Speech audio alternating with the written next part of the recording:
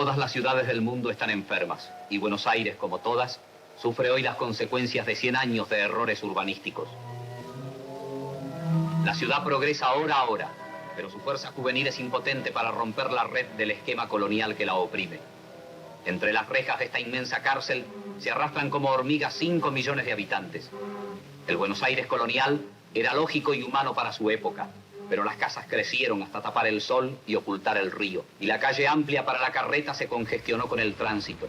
La joven Buenos Aires, empujada por su misma vitalidad, avanza hacia la parálisis y el caos urbano.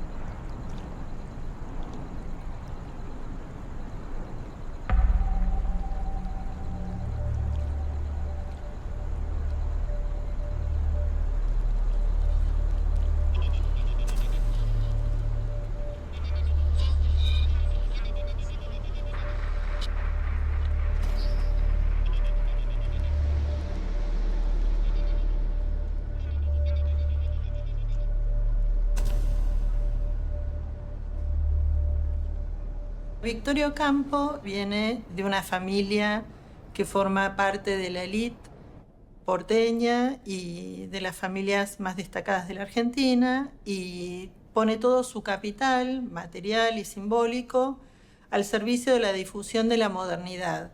Esta joven mujer inquieta, activa, inteligentísima, que era Victoria Ocampo, en ese momento formaba parte de la Asociación Amigos del Arte.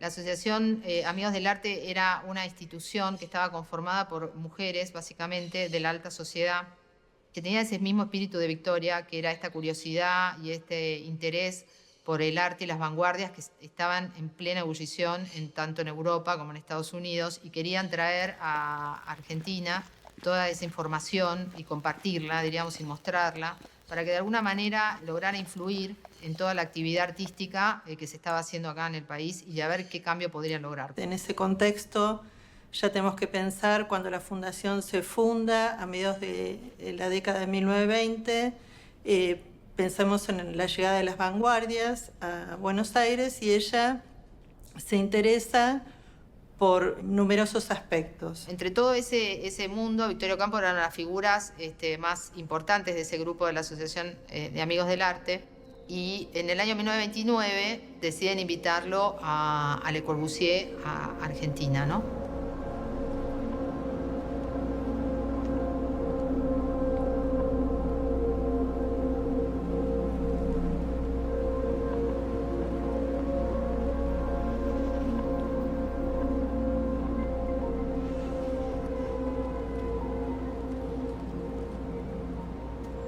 Victorio Ocampo le propone venir. Para que él venga había que pagarle. ¿Y cómo se le pagaba? Se le pagaba por que diera conferencias. Entonces él se le propuso dar 10 conferencias.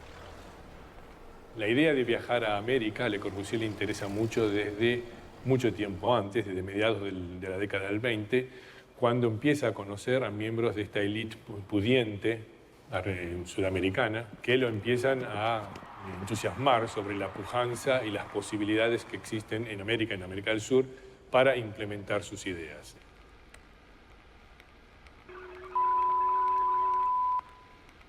En 18, je me suis trouvé être fondateur avec aux enfants et Dernay, fondateur et directeur de la rue L'Esprit Nouveau.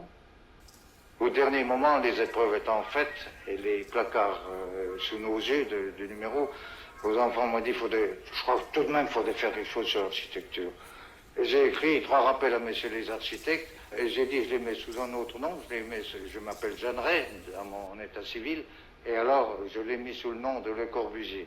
Et ce tonnerre de Le Corbusier, il est né ce jour-là avec ce premier article, et les suivants, ça a fait du pétard. Le Corbusier est devenu mondial le premier jour.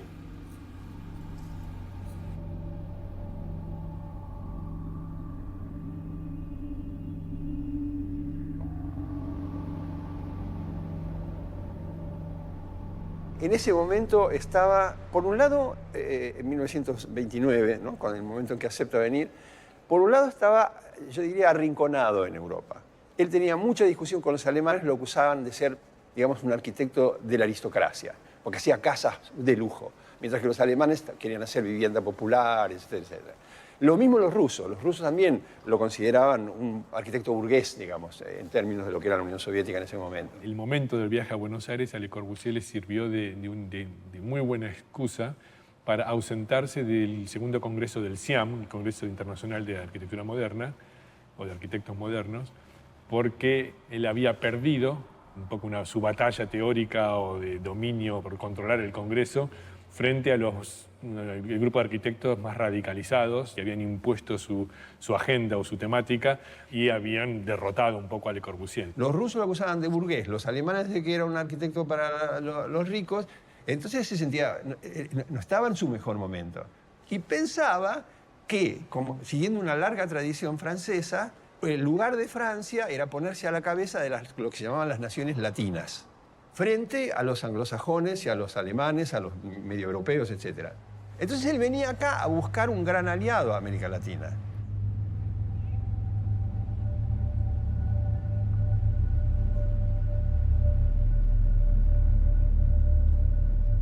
Le Corbusier viene a Buenos Aires con muchísima expectativa porque él venía, diríamos, de estar en Europa en una lucha con, diríamos, todas las vanguardias que estaban ahí, en especial del urbanismo, y él estaba participando del OSIAM, y él estaba tratando de salir de un lugar en donde había quedado puesto como un arquitecto que hacía casas, o sea, que tenía una nueva forma de ver la arquitectura, diríamos que era el maestro del movimiento moderno, pero no salía un poco del proyecto objetual, ¿no? Del objeto. Y él quería empezar a trabajar en lo que era, diríamos, en el diseño de las ciudades, en urbanismo, empezar a trabajar en proyectos de otra escala, y no estaba considerado para eso. Así que era toda una operación para él, era ver no solo si conseguía clientes en Buenos Aires, si conseguía ponerse como líder de la arquitectura moderna en el mundo latino en general, no solamente en la Argentina ni en América Latina.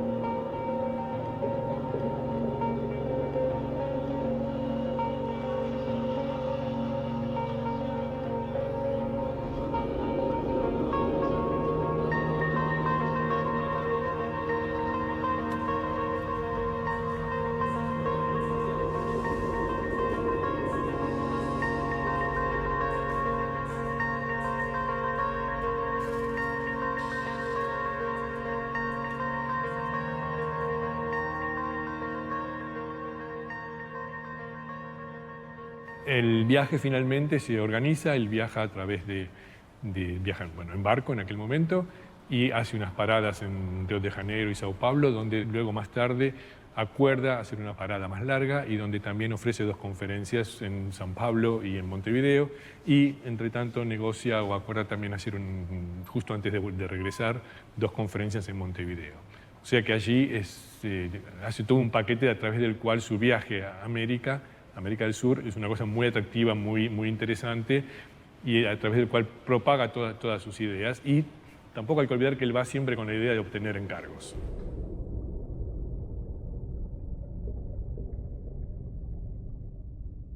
Entonces llega acá a Buenos Aires con una expectativa diríamos, de saber que hay una posibilidad en Latinoamérica.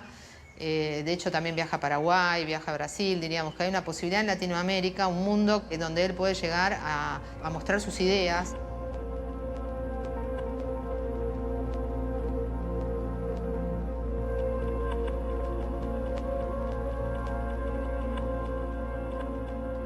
Llega en barco un atardecer de fines de septiembre, y él dice que al llegar con el barco y acercarse al puerto de Buenos Aires, se emocionó al ver esa línea que se extendía infinitamente a lo largo del horizonte, el encuentro de la Pampa con el Río de la Plata, y eso lo ha marcado, ¿no? Yo diría que es casi una cita borgiana sin conocerlo a Borges, ¿no? Borges hablaba de una ciudad atrapada entre 2 líneas infinitas, ¿no? La de la Pampa y la del río, y eso creo que marca mucho lo que luego va a ser su visión quizás poética, ¿no? de la ciudad.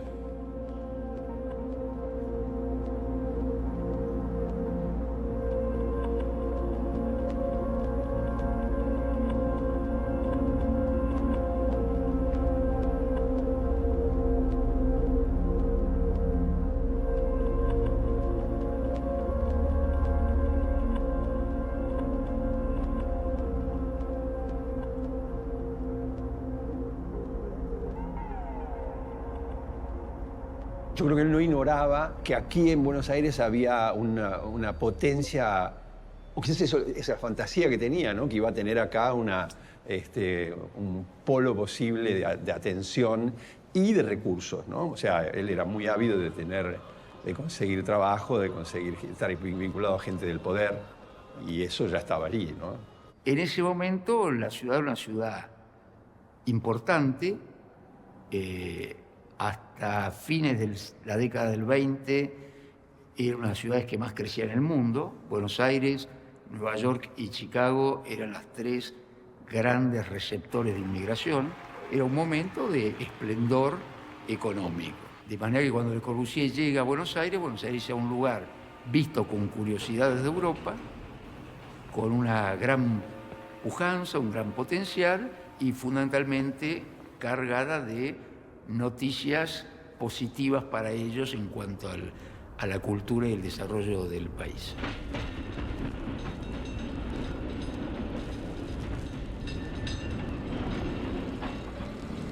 Una de las cosas más significativas es cómo Le Corbusier, como otros arquitectos, inician la construcción de sus propias obras, de sus propios trabajos, a la búsqueda de sus propias investigaciones y tratar de producir obras, generar obras, no solamente en su patria de origen, sino, como en este caso, que inicie una serie de viajes al Nuevo Mundo.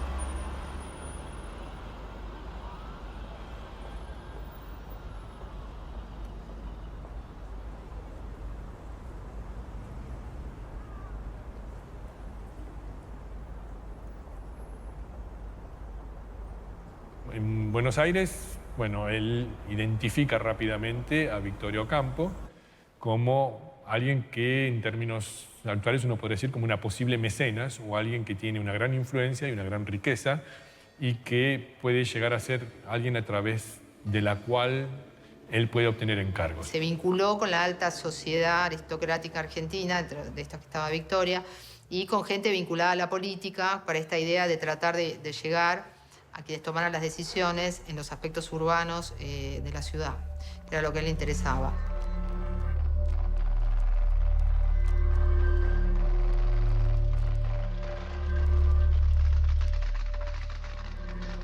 A Vittorio Campo, que es una de las anfitrionas, que lo lleva a visitar Buenos Aires, le cuenta la historia, le cuenta las leyendas de la ciudad, junto con otros miembros de su grupo. Él le propone de hacer cuanto proyecto sea posible, ¿no? Hay varias propuestas para, como Vittorio Campo, hacer un rascacielos, un edificio en altura, que él le importaba mucho, pero son cosas hechas así, que sobre una servilleta. Tiene un terreno, hay un terreno en San Isidro, qué sé yo, entonces se podría hacer esto, que se podría analizar aparte esa propuesta, que es muy interesante, pero es un croquis de servilleta, digamos, no son realmente proyectos, son ilusiones.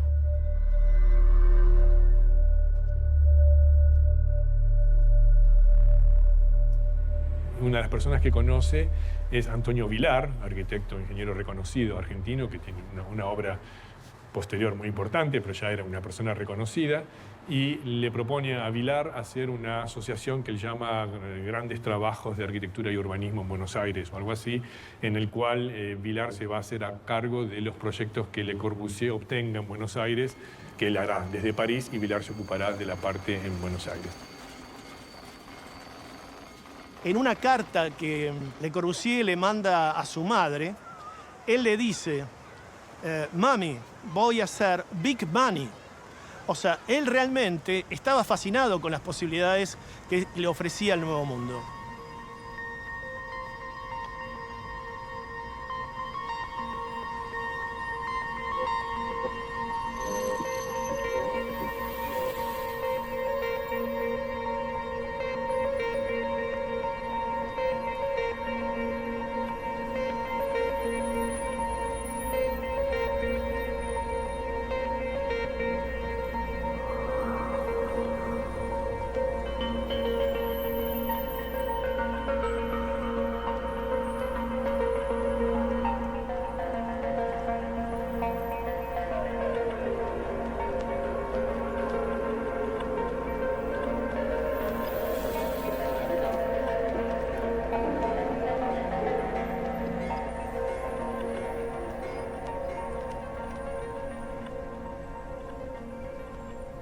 él empieza a insistir con sus interlocutores y amistades que hace en Buenos Aires sobre la necesidad evidente que hay de desarrollar un plan moderno para Buenos Aires. Él encuentra un terreno fértil para, se imagina, poder realmente plasmar las ideas del urbanismo moderno que le habían sido muy resistidas en Europa. Recibía muchísima resistencia porque obviamente tenía que derribar un montón de edificios y hacer lo que comúnmente se conoce y tanto se lo critica a Le Corbusier como la tabla rasa, ¿no? Es decir, derribar mucho para poder poner en práctica las ideas del urbanismo moderno. Al llegar a Buenos Aires se encuentra una ciudad de muy baja edificación que, como digo, tiene en Le Corbusier esta esperanza, este sueño de por fin poder ver materializado estos planes urbanos que tanto los modernos anhelaban.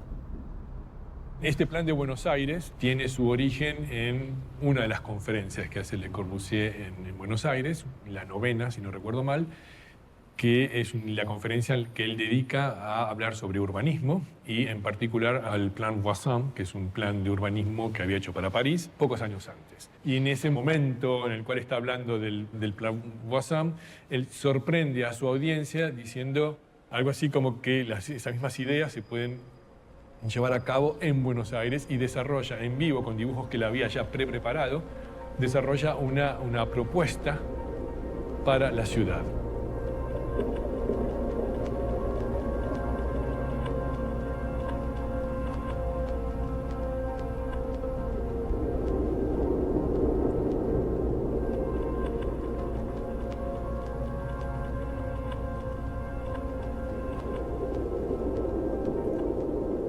Por tanto, Le Corbusier no solo va a Sudamérica como un conferenciante teórico que va a explicar sus opiniones sobre la ciudad, sino que esas opiniones sobre la ciudad tienen siempre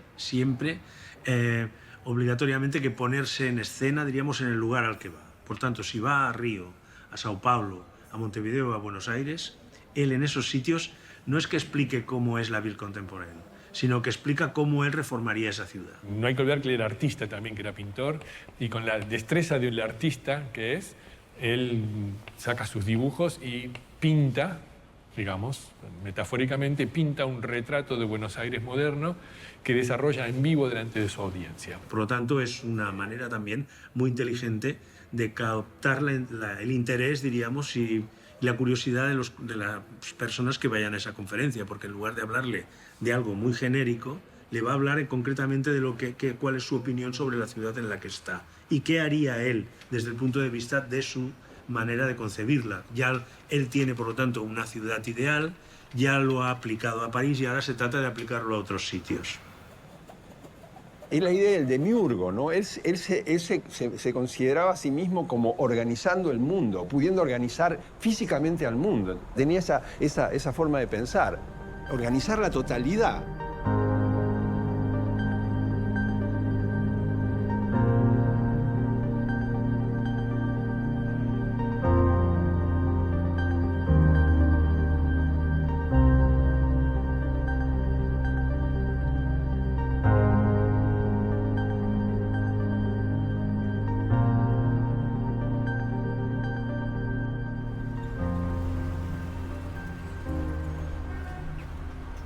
En esa visita, Le Corbusier estudia la ciudad de Buenos Aires y elabora un plan para Buenos Aires.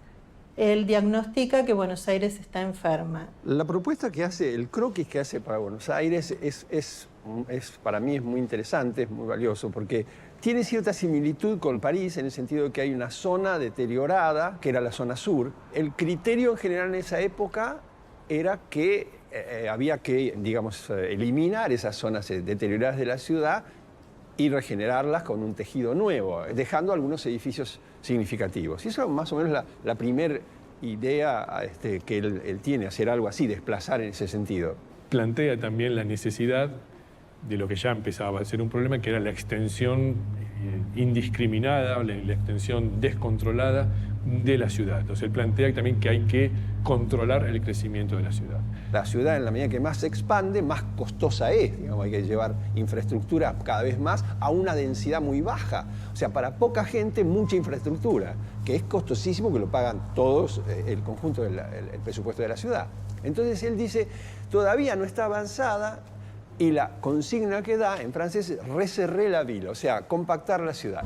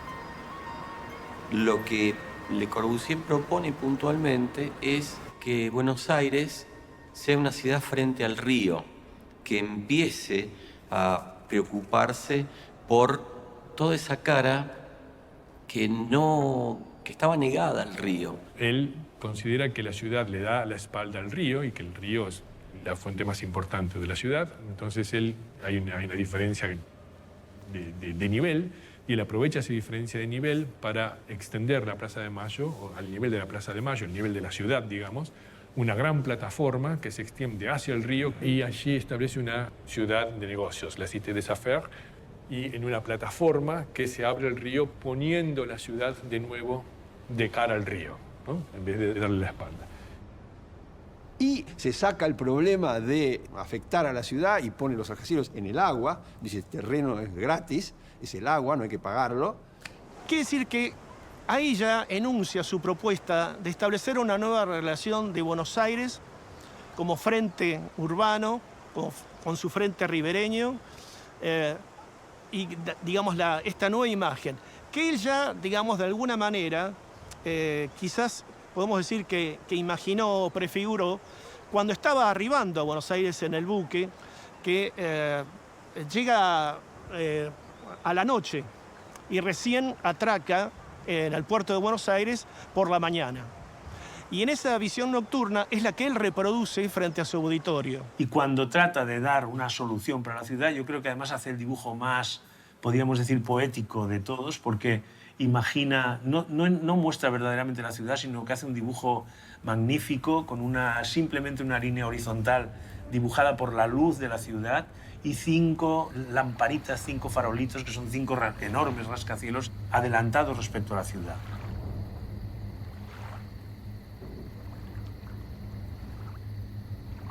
Él acentúa lo que él llama le damier pathétique, digamos, el damero patético, digamos, ¿no? O sea, la cosa súper densa, lo que él llamaba la rue corredor, la calle corredor, digamos, muy angosta, etcétera, etcétera, y que eso requería de una renovación. Y Buenos Aires podía tener un destino trágico o un destino maravilloso, ser la gran ciudad, el gran faro realmente del sur de América, ¿no? Se obsesiona con este sueño. Para él se convierte en un sueño posible, esto de hacer una nueva ciudad, hacer de Buenos Aires una ciudad moderna y sobre todo de convertirla en la capital americana del sur como un contrapeso frente a la pujanza de Nueva York. Eso es lo que lo lleva también a formular el croquis y a decir concretamente en una de sus conferencias, él dice una cosa que es, ojalá hubiera sido así, él dice frente a Nueva York, que es la luz de Estados Unidos, en el sur Buenos Aires, y tiene un dibujo que muestra Nueva York por arriba, en América del Norte, y Buenos Aires en América del Sur. Él trataba de venderle la idea de que con un buen plan, etcétera, Buenos Aires iba a seguir con ese impulso que ya tenía para colocarse así.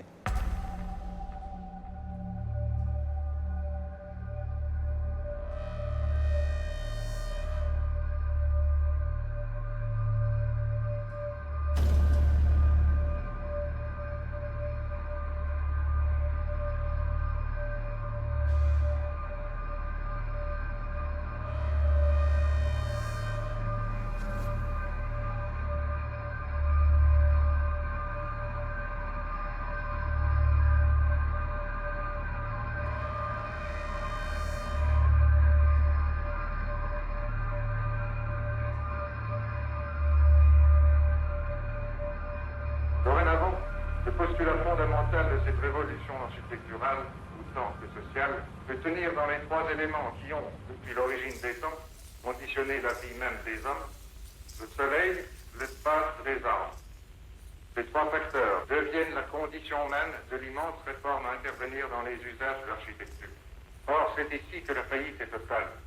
Les villes sont devenues inhumaines, hostiles à l'homme, néfastes à sa santé physique et morale, mais ceci est l'urbanisme. Y no bien ya estaba regresando a París, ya estaba planificando la edición de un libro que se conoce como Precisiones, estado actual de la arquitectura y el urbanismo. El libro cuenta exactamente las 10 conferencias que Le Corbusier dicta acá en Buenos Aires, fechadas desde el jueves 3 de octubre al sábado 19 de octubre. Ahí, digamos, en Precisiones uno puede ver justamente la sucesión de charlas, donde va fascinando a su auditorio con distintas explicaciones sobre la arquitectura y el urbanismo. Esa propuesta del 29 que él guarda como obsesión, al regresar a París empieza a insistir por medio de cartas a sus amigos que hay que crear un comité, que hay que llevar a cabo el plan, que hay que crear la comisión del plan. El objetivo permanente de Le Corbusier respecto de Buenos Aires fue construir una obra importante. Esa obra importante era la ciudad de los negocios, de la Cité des Affaires, que él había planteado en 1929 y que recorre toda la historia, nunca deja de perseguir ese objetivo. Y durante los años 30 vuelve a intentarlo porque, claro, en la Argentina había habido un golpe, el primer golpe militar.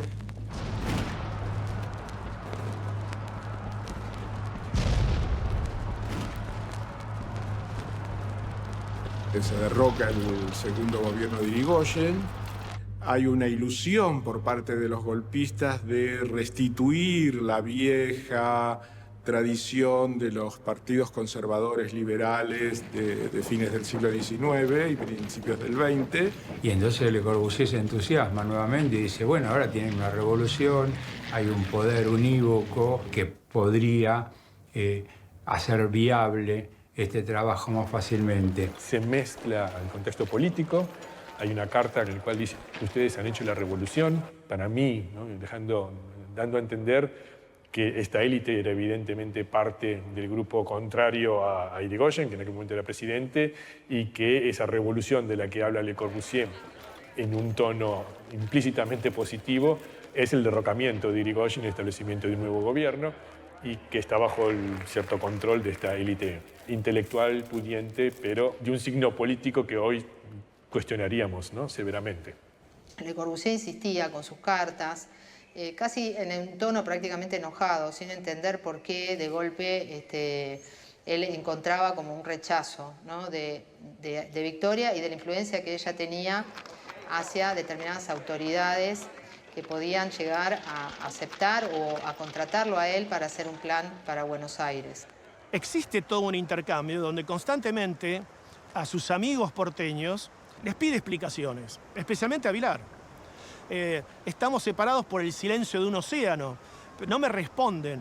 Y él empieza, digamos, a establecer una relación casi conflictiva, porque ve que sus supuestos amigos, sus socios, no le responden, no le contestan. Le prometieron que sí, vamos a hacer un museo en Mar del Plata, qué sé yo, vamos a hacer un rascacielos. Nunca se hizo. Y esas cosas, esas pequeñas cosas, contactos no le dieron buen resultado. Entonces él, insiste, pero desde Argentina no le contestan nada. O sea, en el Río de la Plata, silencio total. Poco a poco él se va desinteresando, se va olvidando del tema y de a poco la idea, ese sueño de hacer de Buenos Aires una gran ciudad, él no se quería morir sin haber hecho el plan de Buenos Aires, pasa a segundo plano, se olvida.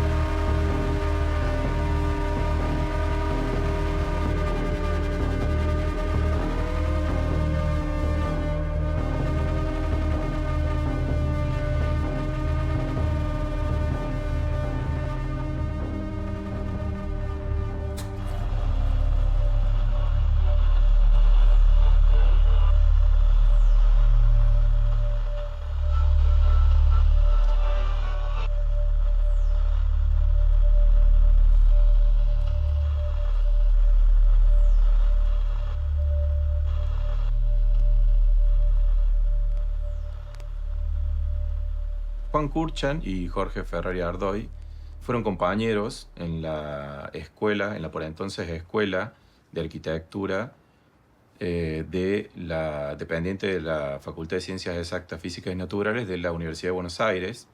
Ellos cursaron durante la década del 30 y en el año 37 realizan su viaje de egresados.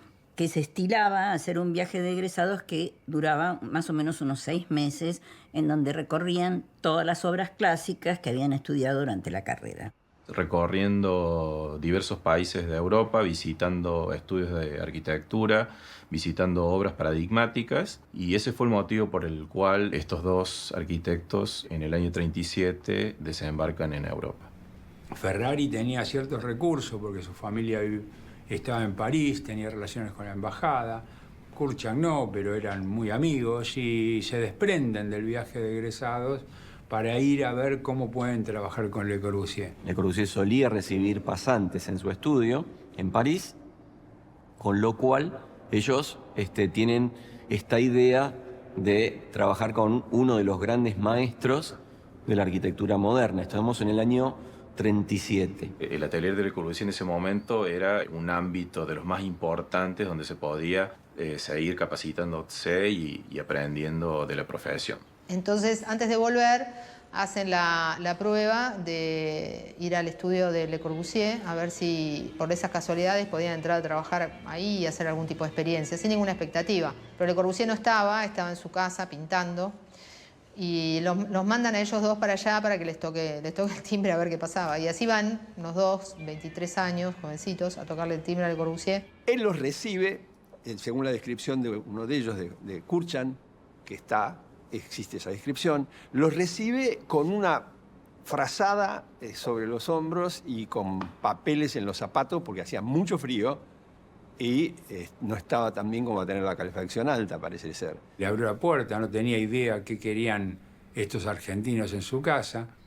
Ellos querían hacer algo de arquitectura, él hablaba de la ciudad. Y entonces les empieza a hablar, pero a hablar sobre la ciudad de Buenos Aires, si conocían a Victorio Campo, si conocían a este diplomático, si conocían al embajador. Ellos, algunas personas conocían, otros no, pero tampoco entendían por qué venía tanta pregunta. Y en un momento él le pregunta a ellos dos qué quieren, para qué los había ido a visitar. Y ellos dijeron, nosotros queremos trabajar con usted en el estudio, diseñar. Y él se quedó callado y al rato le dice, bueno, está bien, van a trabajar conmigo, pero en un plan para Buenos Aires.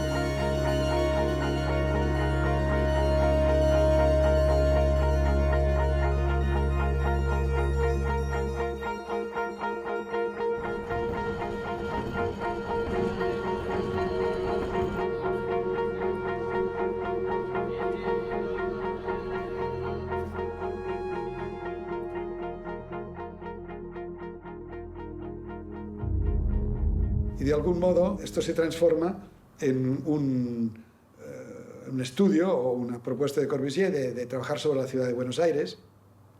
Los dos jóvenes arquitectos lo acogen con entusiasmo y se ponen a trabajar en un plan que queda meramente como una propuesta sin encargo.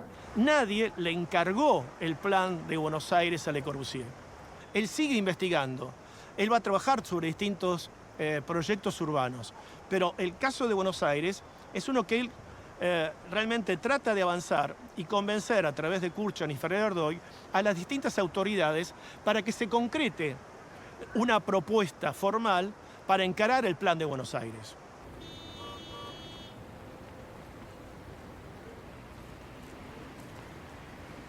Se instalaron en el atelier de la Rue de Sèvres, en el estudio de Le Corbusier, y se quedaron prácticamente un año. Entonces le encarga a Ferrari-Ardoy y a Kurchan que obtengan gran información, la mayor cantidad de información posible, para poder desarrollar un plan regulador de Buenos Aires. Hoy es impensable, pero no solo no existía internet, no había nada. Tenían nada, porque no habían ido a eso. Y aceptan ese deal y se quedan en París trabajando con él y desarrollando el plan. Hay dibujos que prueban esa intervención de ellos.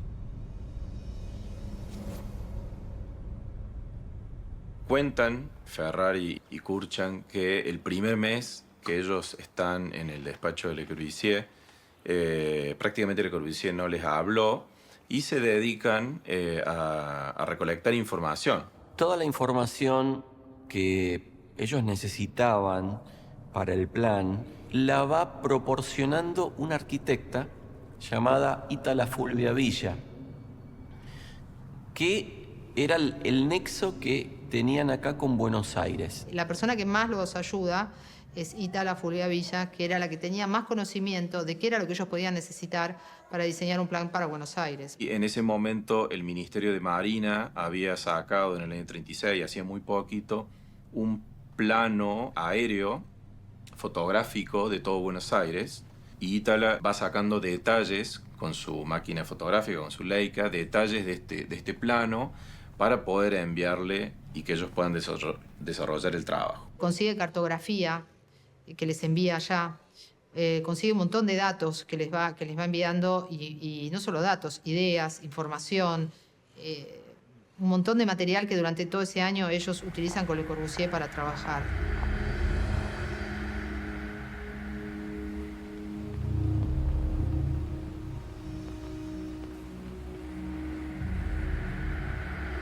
Aún antes de empezar el análisis, aún antes de empezar cualquier tipo de desarrollo del plan, ya estaba preñado de lo que había sido esos dos dibujos maravillosos que él había hecho en el año 29 delante de su audiencia con lo que eran las ideas básicas del plan. O sea que el origen del plan, que es autoría de Le Corbusier junto a Kurchan y Ferrari-Ardoy y Kurchan, es un poco la continuación de aquellos dibujos y el desarrollo de un plan a escala total de la ciudad. Él sigue construyendo y sigue reelaborando. La oportunidad de la llegada, ¿no? la oportuna llegada de Kurchan y Ferrer-Ardoy le permite a él conseguir más material y ya decididamente trabajar sobre un plan para Buenos Aires. La idea principal era concentrar la ciudad. Implicaba delimitar un sector y elevar la densidad. Pasar de una densidad muy baja que tenía Buenos Aires en ese momento, que era 130 habitantes por hectárea, a una densidad de 850.000 habitantes por hectárea, que era la densidad que en ese momento Le Corbusier manejaba con el prototipo, modelo o estatuto urbano que tenía la Ville Radies. Proponía una transformación de la ciudad bastante consecuente, ¿no? Y que abarcaba toda la ciudad. Y esto se hace en el plan a través de una transformación de la red viaria apoyada sobre la existente en Buenos Aires, a través de una serie de intervenciones arquitectónico-urbanísticos que crean distintos polos de función, digamos, de gobierno, de negocios, de esparcimiento, sindicatos, gobierno panamericano. En ese momento los debates a nivel urbano, internacional, giraban alrededor de la idea de centro cívico, de ciudad universitaria, todo lo que sea zonificación y agrupamiento de actividades para poder mejorar la vida urbana. Mientras mantiene la Cité des Affaires, la ciudad de los negocios, frente al río, que era el sueño de toda su vida, bueno, recoge ideas preexistentes como la de localizar el aeropuerto en el río, como la de revitalizar el área de La Boca y el Riachuelo en una alianza con los industriales de Avellaneda y de la zona sur. Está ensayando algo que él proyectó para París, que es L'Îlot Insalubre, en lo que hoy serían los terrenos de Casa Amarilla, como unas viviendas nuevas populares. Surge desde la ciudad existente, transformándola, ¿no? Transformándola radicalmente, pero surge desde la misma ciudad y tomando lo que eran los elementos mismos de la ciudad e incluso apropiándose de propuestas que ya existían en la ciudad, como era la transformación del puerto, el parque de la costanera de Forestier y tantas otras cosas. Evidentemente estos dibujos, acá hay una recuperación del área que ahora es Puerto Madero, en donde se planteaba un parque urbano que a mi entender era de una visión de futuro muy importante, con grandes equipamientos en el área sur que lo sigue requiriendo. Él tenía pensado, qué sé yo, cosas muy importantes. Corrientes, por ejemplo, la mantenía como un eje de recreación importante. La zona del Congreso se mantenía, se agregaban edificios, se mantenía el Congreso. Reconfigura la 9 de julio, donde propone unas vías elevadas y un parque inferior, etc. O sea, trabaja sobre la ciudad real, con la ubicación de la ciudad universitaria, y recoge muchas ideas para recoger apoyo también, que es muy típico en cualquier desarrollo urbanístico. Por tanto, ya no se le ocurre redibujar por entero la ciudad proponiendo una nueva cosa, sino que lo que hace es focalizar la cosa a algunos sitios, dejando un poco, me imagino, la intención de que a partir de las modificaciones que ocurran en estos lotes sean capaces de irradiar, de contaminar o de polucionar a su alrededor y de ir contaminando, diríamos, que una nueva versión del tipo edilicio, diríamos, va a introducirse en la ciudad, ¿no? En realidad, el plan, si uno mira, justamente no por casualidad, el instrumento más importante o la manera más importante en que se mueve, más impactante en la cual se muestra, es una enorme aerofotografía y el plan está dibujado ahí sobre esa aerofotografía. Es decir, es lo que se llama un palimpsesto, no es una cosa sobre otra. Esto es muy importante porque no es algo donde no está nada y está la ciudad nueva, como otros planes de anteriores. Entonces, eso a mí me parece muy importante, que el plan es una negociación entre lo que existe y lo que no existe, entre la tradición y, diría uno, la tradición y la modernidad, digamos, las dos cosas.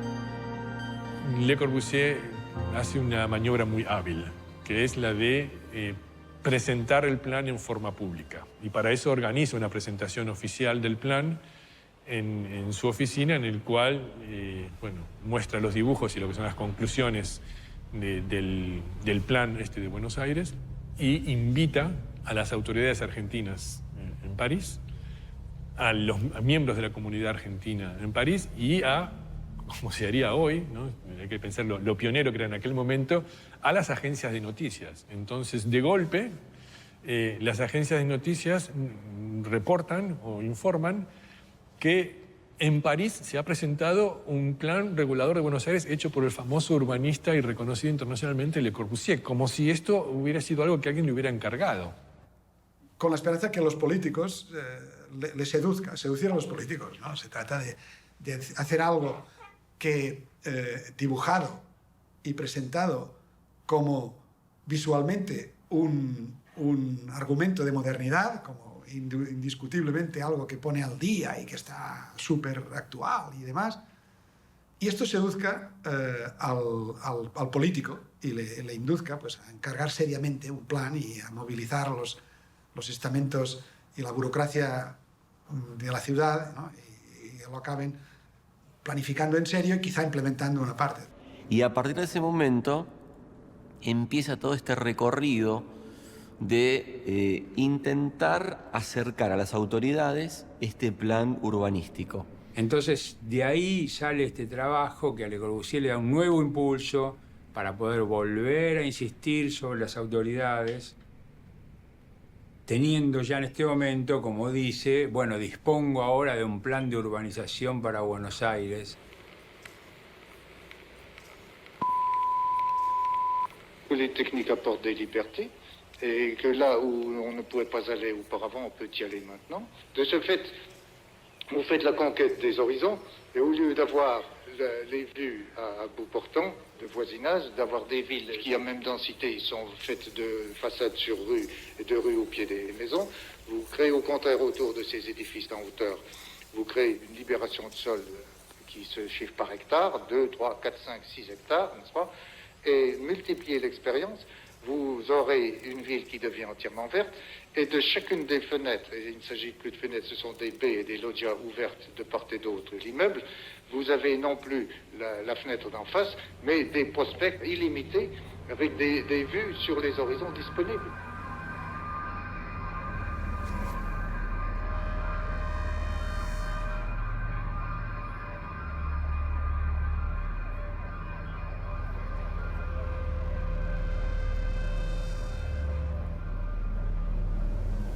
En el estudio de él habían conocido a Antonio Bonet, que era un catalán que había estado en el Congreso del CIAM, estaba también trabajando en el estudio de Le Corbusier, tenía parientes en Argentina y no se podía volver a España, a Cataluña, porque ya era la Guerra Civil Española. Ese joven, Antonio Bonet, tenía parientes en Argentina, los tres se entienden muy bien. En ese momento empiezan se hacen amigos y empiezan a recorrer los mismos círculos, no solamente dentro del despacho Le Corbusier, sino en todo el ambiente parisino de esa época.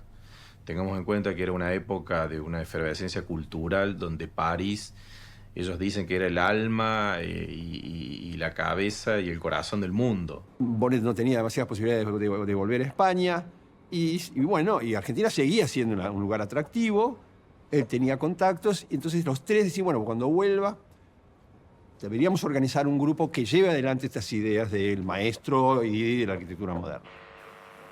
Mi primera conexión se produjo a través de dos jóvenes arquitectos argentinos, Juan Kurchan y Ferrari Ardoy, quienes fueron los que me convencieron de trasladarme a Buenos Aires. A mi vez, yo les propuse la creación en Argentina de un grupo de vanguardia inspirado en el GATPAC de Barcelona, en el que yo me había formado en mi época de estudiante con Sert y Torres Clavé. Y que Bonet es el lazo entre Buenos Aires y el GATPAC, porque como joven, primero estudiante, fue miembro del GATPAC del Grupo de Arquitectos para el Progreso de la Arquitectura Contemporánea, y bueno, de algún modo existe este vínculo personal, ¿no?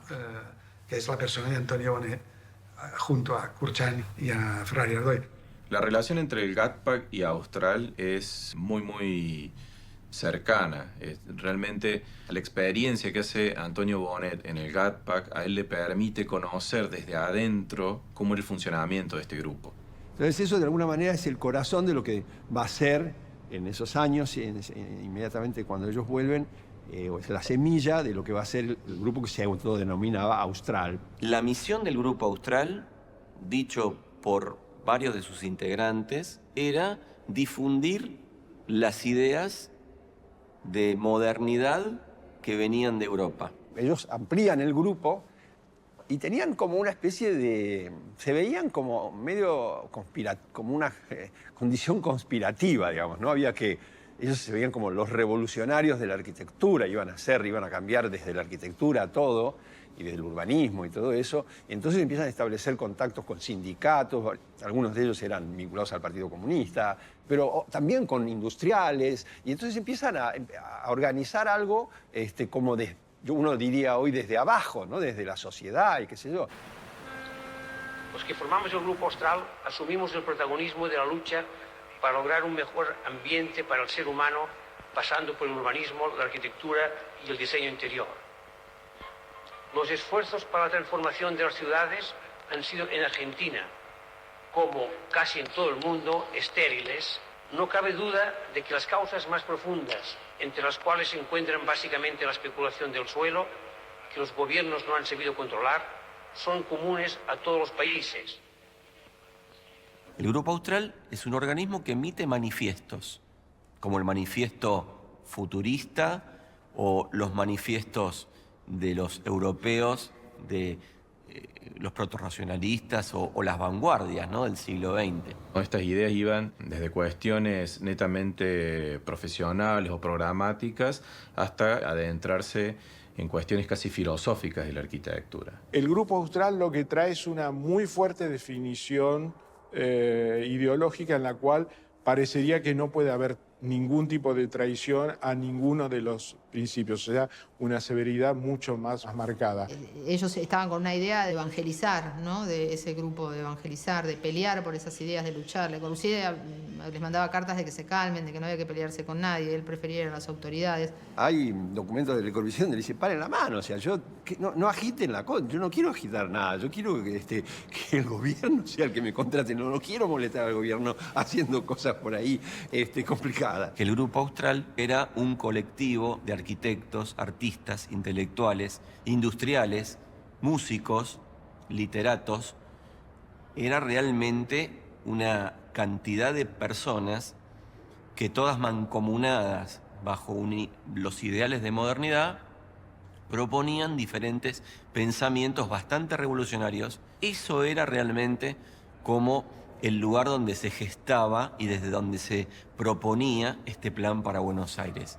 Era como el organismo que fomentaba de alguna manera la idea del plan para Buenos Aires. Si se trata de ver en esos años de la producción de Austral qué fue importante, que estaba a mi modo de ver relacionado con el plan de Buenos Aires, es el edificio que ellos hicieron en la calle Virrey del Pino. Porque ese edificio fue un edificio que hicieron Ferrer Ardoy y Kurchan, puesto de tal manera que uno podría interpretarlo, y como era el proyecto inicial, como una especie de experimento de lo que podía ser la idea de la transformación paulatina de la ciudad a través de un reglamento, de unos códigos. Hay en Buenos Aires una casa construida por profesionales que, además de saber su oficio, desde luego, tienen sentimientos verdaderamente humanitarios. Es así como han construido esta enorme casa de departamentos, respetando un hermoso y añoso árbol que yergue su copa hasta el 10º piso. En realidad, toda la construcción está realizada alrededor del enorme tronco, formando un conjunto de buen gusto y marcada excentricidad. En el norte de la ciudad, esta casa es única y una nota de interés entre tanto edificio como tiene la enorme capital porteña. Un edificio que podría ser como el prototipo del edificio que ellos pensaban que debería tenerse en cuenta como modelo a seguir cuando diseñan el estudio del plan de Buenos Aires. La idea del edificio como célula primaria para gestar ciudad a partir de él. El edificio de los eucaliptos es emblemático en este sentido. Es como un ícono de lo representacional del pensamiento moderno urbano aplicado a la ciudad. Un poco interpreta esta cuestión de cómo hacer para, con algunos recursos proyectuales, poder generar arquitectura que un poco tenga en mente esa ciudad ideal, ese plan de Buenos Aires, pero que responda a un lote entre medianeras, por ejemplo, o a un tejido consolidado o a una situación en manzana. Es un nexo, si se quiere, entre un edificio, una obra de arquitectura y un plan que podría existir de urbanismo para el conjunto de la ciudad.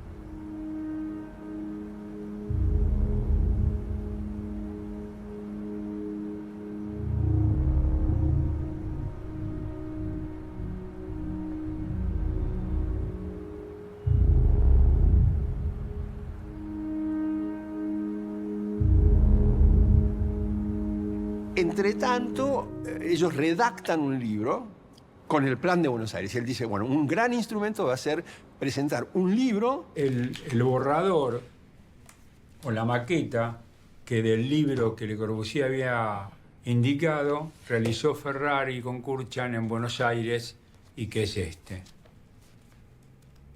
Esta maqueta, que está en el tamaño que Le Corbusier había indicado y que debía ser impresa en Buenos Aires, tuvo una serie de avatares y no se publicó nunca. Él hacía libros horizontales, la obra completa es horizontal. Y eso, bueno, sería entrar en una cuestión técnica de cómo lo diagramaba y demás, pero era esa idea. Así que avanza muchísimo en fabricar ese libro. Esta es la evolución quizá la menos lograda, pero de la Cité des Affaires, ¿no? Los edificios sobre el río. Él lo hubiera querido publicar probablemente en Francia, pero los libros que publicó en este periodo son unos libros mucho más escuetos y con menos diseño. Este era un libro que estaba pensado para ser hecho de este tamaño. Ferrari Ardoy y Kurchan, pero sobre todo Ferrari Ardoy, contacta a una revista que se publicaba, en una revista francesa que se publicaba en castellano, la francesa era Architecture d'aujourd'hui, que se llama Arquitectura de Hoy, y dedican un número entero al Plan de Buenos Aires. Pero es una versión abreviada, modificada y retrabajada del plan original de Le Corbusier. Sin avisarle a él, y solamente que, digamos, desde el punto de vista de la diagramación, la revista es un rectángulo parado y el original era un rectángulo acostado. Acá hay un hecho que, para dar un ejemplo cualquiera, la primera preocupación que tenía Le Corbusier después de la guerra era lo que él llamaba, bueno, en francés no importa, pero que llamaba la transformación molecular, porque estaba preocupado por la reconstrucción de Europa, mientras que en la publicación de 1947 hay una inversión del orden de los capítulos, y el primer capítulo justamente, que es el que ha dado mucho lugar a confusión, es el de concentrar la ciudad, que era una idea de otro momento de Le Corbusier. A Le Corbusier le molestó muchísimo eso, porque le había cambiado totalmente el criterio y la versión del plan en el libro, la versión del plan ahí no es la misma, no es la de Le Corbusier, como siempre, traductore, traditore. Le Corbusier no estaba muy conforme, porque él quería, digamos, como diríamos hoy, ¿no? Avanzar mucho más, que con una propuesta mucho más concreta que una simple publicación, que una simple revista, porque finalmente eso podría formar parte de las estrategias de difusión, pero él quería concretar a partir de la encomienda del plan para Buenos Aires.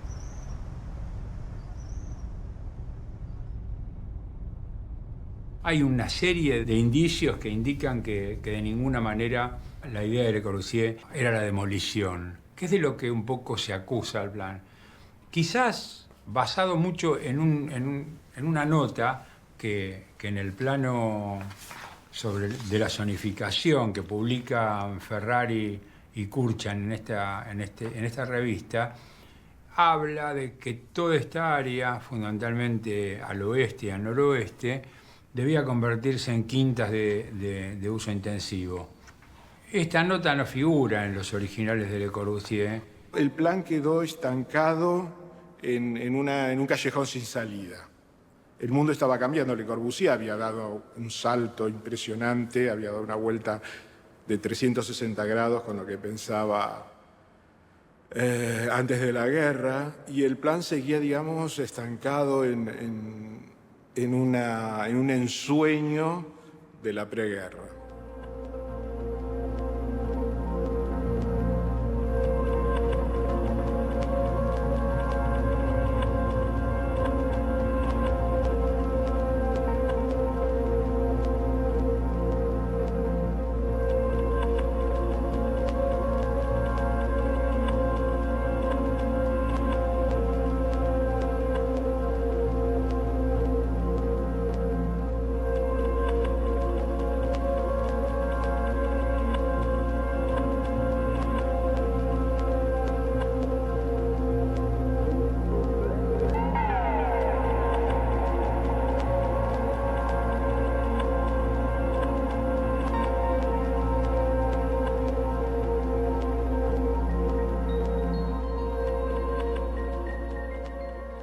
Se da la buena circunstancia de que cuando asciende Perón en las elecciones en el 46, designan como secretario de lo que sería de urbanismo, de planeamiento en la ciudad de Buenos Aires a un personaje que es Guillermo Borda. Y lo convoca, Ferrari le pregunta qué habría que hacer en Buenos Aires.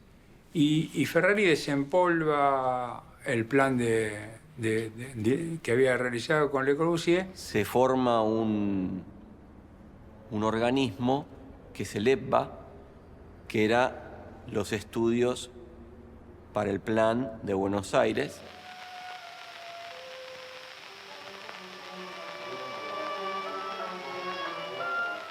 Esta es nuestra ciudad, con todos sus absurdos y sus errores.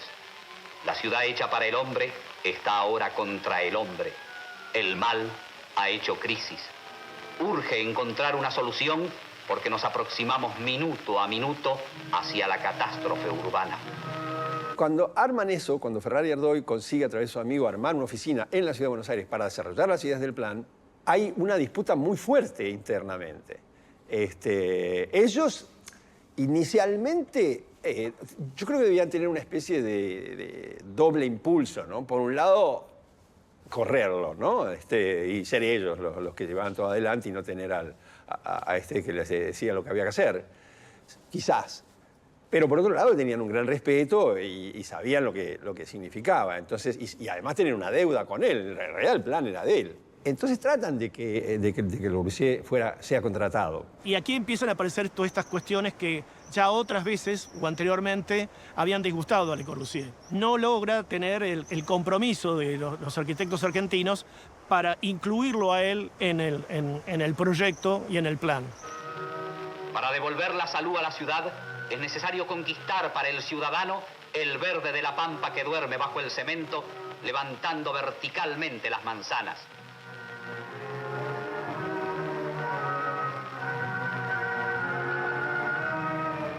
Es necesario conquistar el sol para todas las fachadas y todas las ventanas, orientando los edificios conforme a la trayectoria del sol. Es necesario conquistar el espacio contrayendo la ciudad a una escala más humana, a la vera de su histórico río. Nace así la ciudad verde, la ciudad parque, residencia natural del hombre, creada para vivir y no solamente para habitar.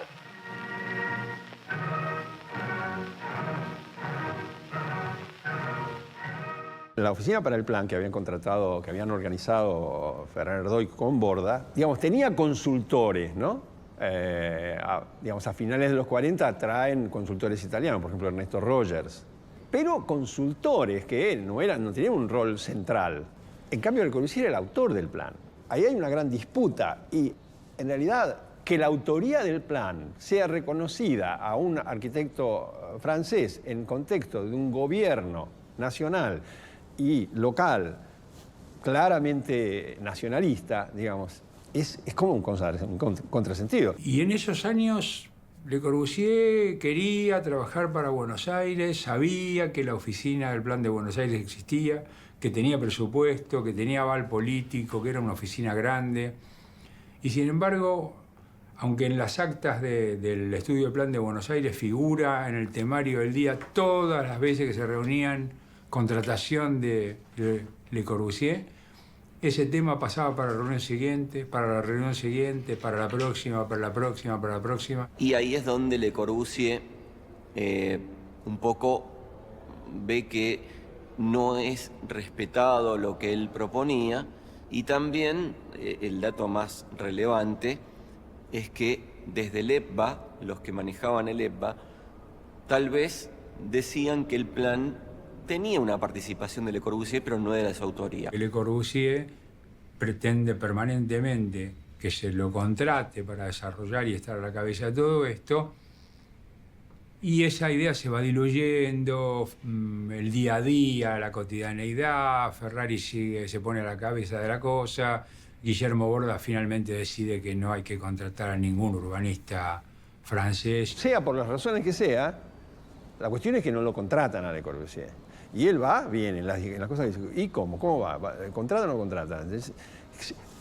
Y estamos prolongando sus angustias ya que venían desde la década, del fin de la década del 20 y durante la década del 30, que lo mandaban al costado.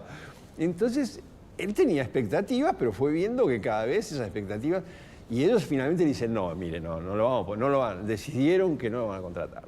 Y entonces ahí es donde él se enoja. Ahí él se enoja mucho porque dice, ¿cómo? Ustedes tendrían que haber renunciado si no me contratan a mí, porque ese plan lo hice yo. No se puede hacer eso, está mal. Con lo cual, Le Corbusier toma la decisión de alejarse, porque, por supuesto, no le reconocen su pensamiento aplicado al plan en concreto. Le Corbusier va a cortar relaciones decididamente con los australes. Y le manda una carta de Le Corbusier al grupo que estaba con el plan. Digamos, la carta termina diciéndole, ustedes son unos pobres diablos, ustedes son realmente insultándolos. Y bueno, luego hay toda una serie de circunstancias que terminan en un malentendido mayúsculo y que hacen que Le Corbusier en algún momento diga que Argentina, Buenos Aires, le ha hecho uno de los gestos más desagradables de lo que fue objeto en su vida profesional.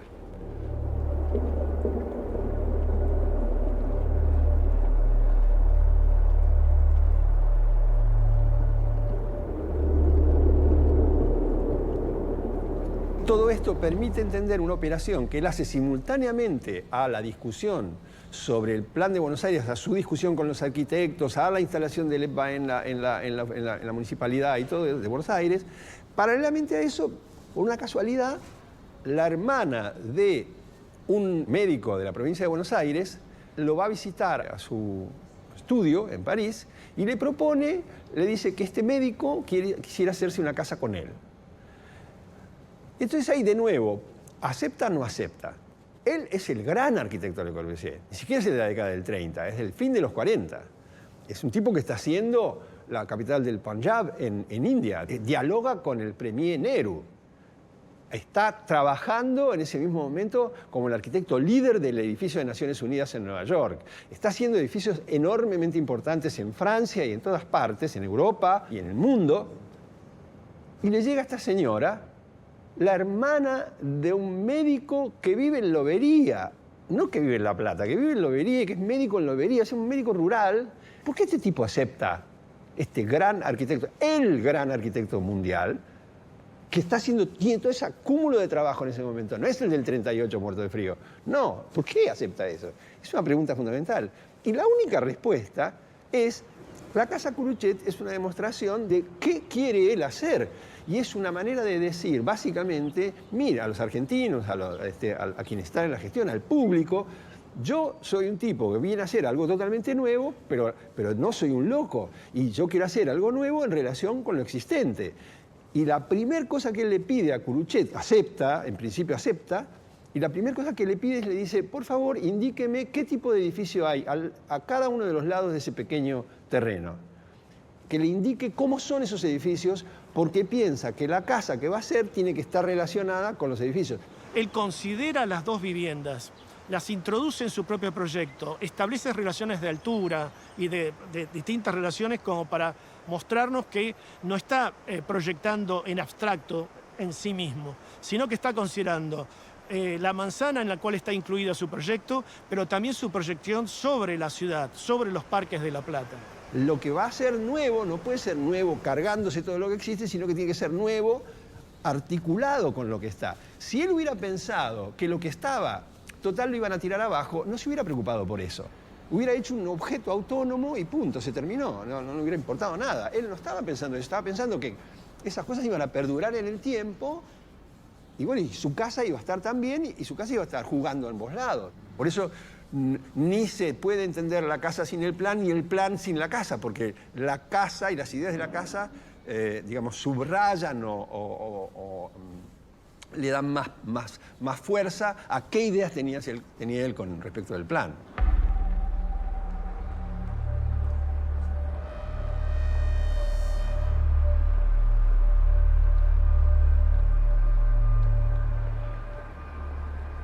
La gran novedad del Plan de Buenos Aires, que no ha sido muy valorado en la historia de las obras completas de Le Corbusier, es que la ciudad va a ir cambiando y transformándose en aquello que él piensa que debe ser a lo largo del tiempo, y que a lo largo del tiempo no hace falta demoler, la obsolescencia va a modificar lo que en este momento está construido.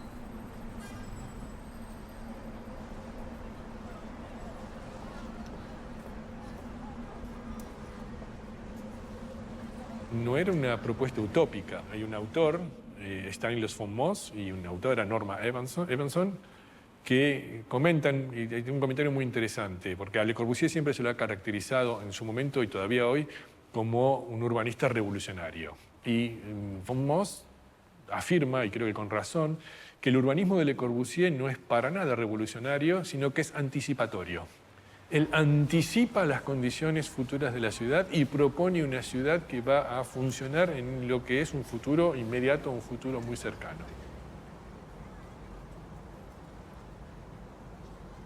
Mucha gente ha acusado o ha señalado a Le Corbusier y al Plan de Buenos Aires y demás como algo insensible a la realidad. Es un lugar común, que se suele decir, ¿no? que viene de Europa, lo trasplantan acá, que quería destruir todo Buenos Aires y poner una cosa nueva. Y es absurdo, no es así. En todo caso, pensaban que podía transformarse paulatinamente a través de códigos, a través de estímulos, etc.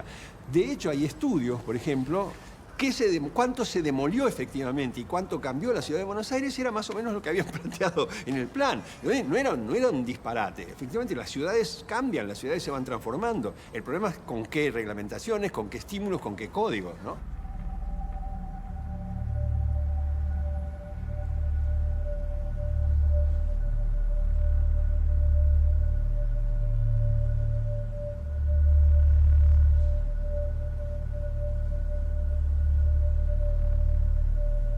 L'urbanisme est la science par laquelle les hommes sont mis dans les conditions de vie les plus favorables, physiques et sensibles. L'urbanisme est la science qui reflète fidèlement le comportement d'une société, ses actes quotidiens, ses actes exceptionnels, ses pensées, ses élans. L'urbanisme est un miroir des puissances techniques mises à disposition et à contribution. Réglant la vie des sociétés, il ne saurait se priver de la moindre source de puissance. Enfin, l'urbanisme doit assurer le respect sacré de la liberté individuelle